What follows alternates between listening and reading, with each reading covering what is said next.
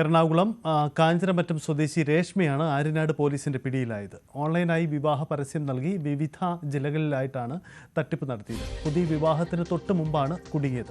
പ്രതിശ്രുത വരനായ പഞ്ചായത്ത് അംഗവും ബന്ധുവും ചേർന്നാണ് തട്ടിപ്പ് പുറത്താക്കിയത്. പിടിയിലായ രേഷ്മയ്ക്ക് 2 വയസ്സുള്ള കുഞ്ഞുമുണ്ട്.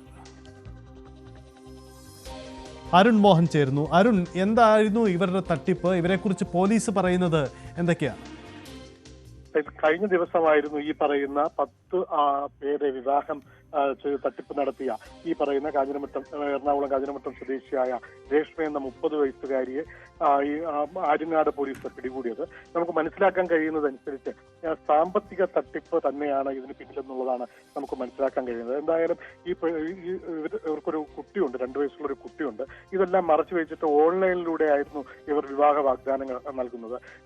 ഇപ്പോൾ അറിയുന്നത് മനസ്സിലാക്കുന്നതനുസരിച്ച് ഒരു പഞ്ചായത്ത് മെമ്പർ ഓൺലൈൻ വിവാഹം രജിസ്റ്റർ ചെയ്യുകയും തുടർന്ന് ഈ പറയുന്ന അയാളുടെ നമ്പർ എടുത്ത് ഈ രേഷ്മ തന്നെ അമ്മ എന്ന് സ്വയം പരിചയപ്പെട്ടുകൊണ്ട് ഇയാളെ ബന്ധപ്പെടുന്നു. കുട്ടിയുടെ രേഷ്മയുടെ അമ്മയാണെന്ന് പറഞ്ഞ് പരിചയപ്പെടുന്നു. തുടർന്ന് അവര് നേരിൽ കാണാൻ പറയുന്നു.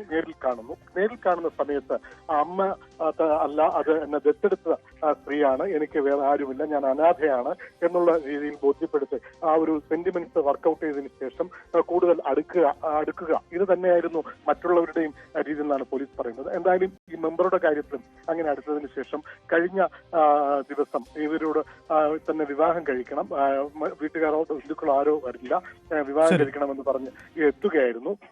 മുംബൈത്ത് സുഹൃത്തിനോടൊപ്പമായിരുന്നു ഇവരെത്തിയത്. എത്തിയതിനു ശേഷം ഈ പറയുന്ന പഞ്ചായത്ത് അംഗം ഇവരെ അവരുടെ ഒരു ബന്ധു വീട്ടിലേക്ക് മാറ്റുകയും